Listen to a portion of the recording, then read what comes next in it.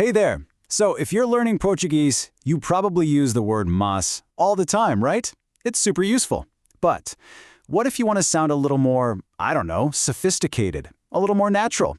Well, that's exactly what we're going to do in this explainer. We're going to level up your vocabulary so you can start expressing complex ideas just like a native speaker. I mean, does this feel familiar?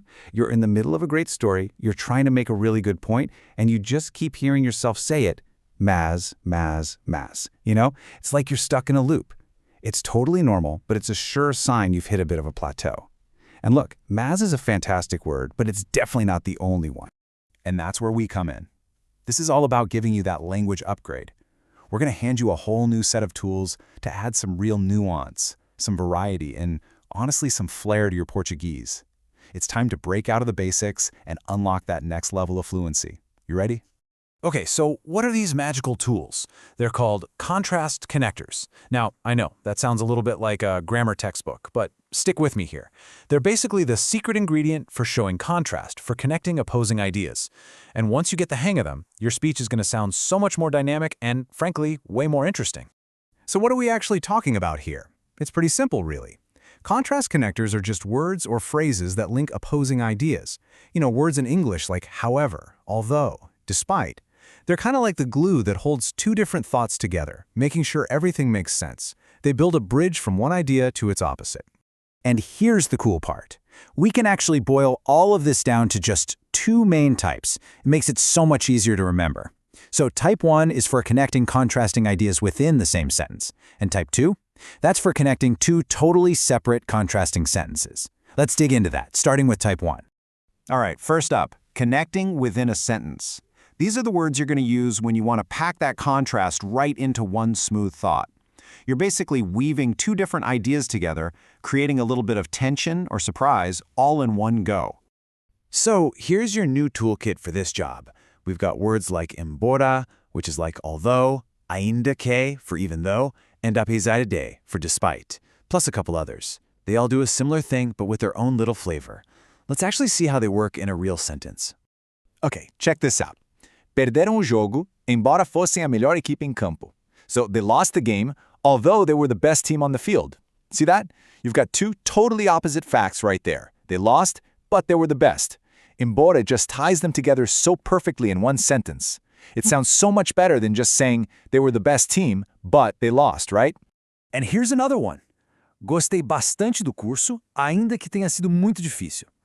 I really liked the course, even though it was super hard. Ainda que works just like even though. So you're expressing two different, almost conflicting feelings at the same time. I liked it, it was difficult. That's the kind of nuance we're talking about. Okay, pay attention here, because this is a really important little detail that'll make you sound way more natural. People often mix up embora and apesar de. The trick is looking at what comes right after the word. As a general rule, embora is followed by a verb. Apesar de, on the other hand, is usually followed by a noun. It's a small grammar point, I know, but trust me, getting it right makes a huge difference. All right, now for a slightly different type of contrast. This one's about comparison. The phrase ao passo que is the perfect tool for this. It's pretty much just like whereas in English. So here, Teresa is very diligent, whereas her sister rarely gets good results. You're putting two people or situations side by side and highlighting the difference. It's a really great one to have in your back pocket. Okay, let's switch gears. We've talked about connecting ideas inside one sentence. Now let's look at type 2, the connectors that build a bridge between two whole separate sentences. You'll see these a lot, especially in writing or more formal speech. They really help you structure your thoughts clearly. So for this category, our toolkit includes words like no entend, contuto, and parem. A lot of these basically mean however or nevertheless. Think of them like a big flashing signpost. You finish one sentence, and then you use one of these words to signal to your listener, hey, get ready, a different idea is coming right up. This is a perfect example. You state your first idea. The explanation was clear, full stop. Then you use contudo to start the next sentence, and it completely pivots the conversation. However, some doubts still remain. See how clean that is? It creates this really clear, logical break between the two opposing thoughts.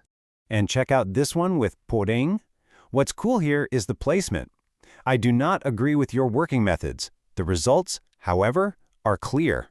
You can actually tuck the connector inside the second sentence like that. It's a really nice stylistic touch that adds a little extra punch to your point.